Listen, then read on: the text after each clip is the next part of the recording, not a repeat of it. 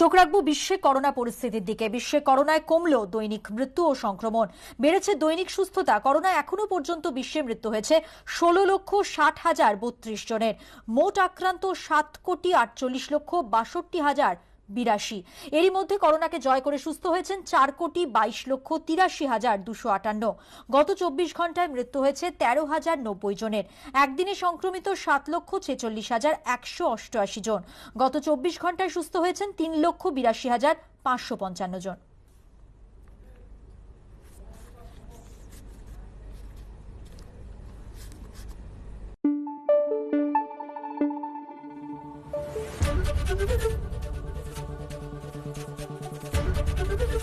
ABP আনন্দ এগিয়ে থাকে, এগিয়ে রাখে। দেশের করোনা আপডেটের দিকে নজর রাখবো এবার। দেশে করোনায় কমলো দৈনিক মৃত্যু ও সংক্রমণ, একই সঙ্গে কমেছে দৈনিক সুস্থতা। দৈনিক মৃত্যুতে দেশে আজ দ্বিতীয় স্থানে রয়েছে বাংলা। গত 24 ঘন্টায় রাজ্যে করোনায় মৃত্যু হয়েছে 44 জনের। প্রথম স্থানে রয়েছে মহারাষ্ট্র, ওই রাজ্যে একদিনে মৃত্যু হয়েছে 65 জনের। তৃতীয় স্থানে আছে দিল্লি।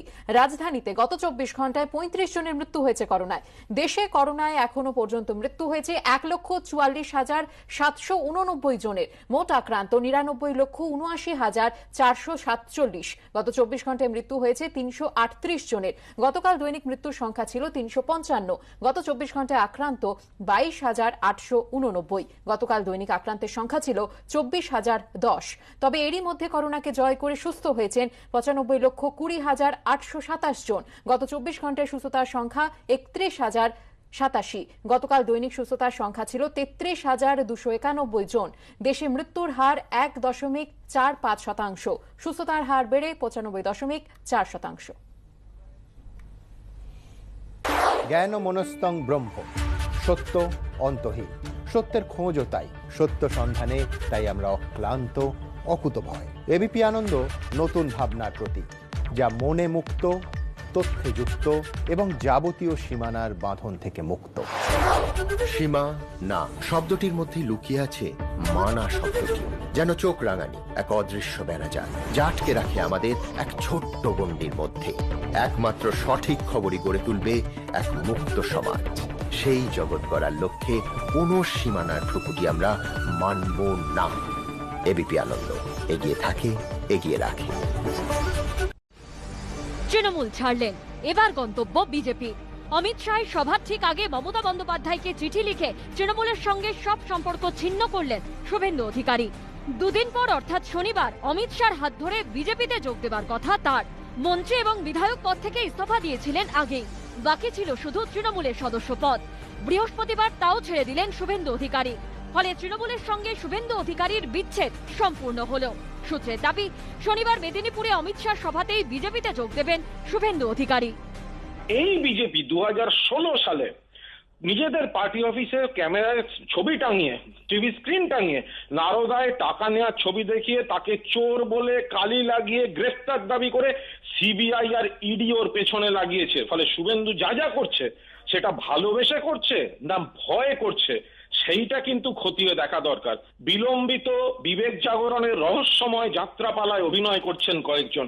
বাংলার মানুষ দেখতে পাচ্ছেন, সাময়িক প্রচার যা হওয়ার হোক, কোনো প্রভাব পড়বে না। তৃণমূল কংগ্রেসের কর্মীরা এক কাট্টা হয়ে এই লড়াই তৃণমূল কংগ্রেস বুঝে নেবে।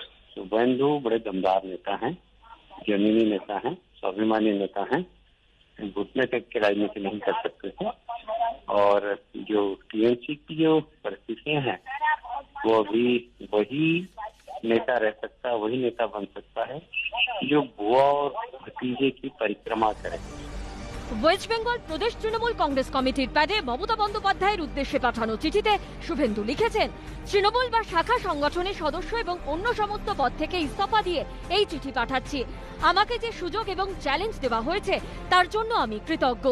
দলের সদস্য হিসেবে আমি যে সময় কাটিয়েছি তা আমার কাছে মূল্যবান হয়ে থাকবে। শুভেন্দুর এই পদত্যাগপত্র শুক্রবার সামনে এলেও এতে তারিখ লেখা বৃহস্পতিবারের। এই চিঠির পর তৃণমূলের সঙ্গে শুভেন্দু অধিকারীর সম্পর্ক পুরোপুরি শেষ হয়ে গেল। তবে অনেকে বলছেন, শুভেন্দু একে একে যে সিদ্ধান্ত নিচ্ছিলেন তাতে তার দল ছাড়াটা ছিল স্রেফ সময়ের অপেক্ষা। প্রথমে এইচআরবিসি চেয়ারম্যান পদ থেকে ইস্তফা, তারপর মন্ত্রিত্ব ত্যাগ। একই দিনে হলদিয়া উন্নয়ন পর্ষদের চেয়ারম্যান পদ থেকেও ইস্তফা, বুধবার বিধায়ক পদ থেকে ইস্তফা। আর বৃহস্পতিবার তৃণমূলের সব পদ থেকে পদত্যাগ। তৃণমূলে অবশ্য প্রকাশ্যে শুভেন্দুর ইস্তফাকে গুরুত্ব দিচ্ছে না। এই আদর্শগতভাবে যদি একটা মানুষের বিচ্যুতি ঘটে তাহলে সে কিভাবে মাথা তুলে দাঁড়াবে? শুধু পাওয়ার, শুধু এজেন্সির থেকে বাঁচা, শুধু থ্রেট, এটার জন্য আদর্শ ছেড়ে দেব? গান্ধীবাদ নিয়ে বড় হয়ে তারপরে বলবো গান্ধীর হত্যাকারীরা ঠিক করেছে, গডসেভ জিন্দাবাদ বলতে পারবো? এই প্রশ্নটা নিশ্চিতভাবে শুভেন্দুর কাছে আছে। ধাপে ধাপে তৃণমূলের সঙ্গে সম্পর্ক ছেদ শুভেন্দুর, উচ্ছ্বসিত বিজেপি। শুভেন্দু অধিকারী কবে আসছে? উনি বলতে পারবেন, আমাকে বলেনি এখনো।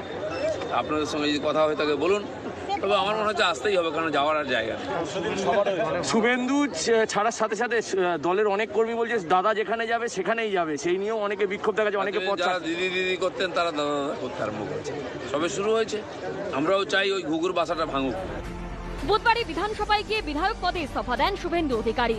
যদিও বৃহস্পতিবার সকালে বিধানসভা স্পিকার বিমান বন্দ্যোপাধ্যায় জানিয়েছেন শুভেন্দুর ইস্তফা তিনি এখনো গ্রহণ করেননি। যে শুভেন্দু অধিকারীর পদত্যাগপত্র আজকে আমার সচিবালয় থেকে আমার কাছে দেওয়া হয়েছে। আমি পদত্যাগপত্র এক্সামিন করে দেখেছি এবং সেটার ওপর আমি একটা বিবেচনা প্রসূত অর্ডার দেব, এবং যতদিন পর্যন্ত অর্ডারটা না দেওয়া হবে এটা বলা যাবে না যে পদত্যাগপত্র গৃহীত হয়েছে বা এটাকে প্রত্যাখ্যান করা হয়েছে। 2001 সালে বিধানসভা ভোটে প্রথমবার তৃণমূলের টিকিটে প্রতিদ্বন্দ্বিতা করেছিলেন শুভেন্দু অধিকারী। 2 দশক পরে আরেক বিধানসভা ভোটের মুখে সেই দলের সঙ্গে সম্পর্ক ছিন্ন করলেন তিনি। এবার শুধু অপেক্ষা শনিবার অমিত শাহর সভায় তার বিজেপিতে যোগদানের। সুমন ঘরাই, সৌরভ বন্দ্যোপাধ্যায় ও কৃষ্ণেন্দু অধিকারীর রিপোর্ট, এবিপি আনন্দ।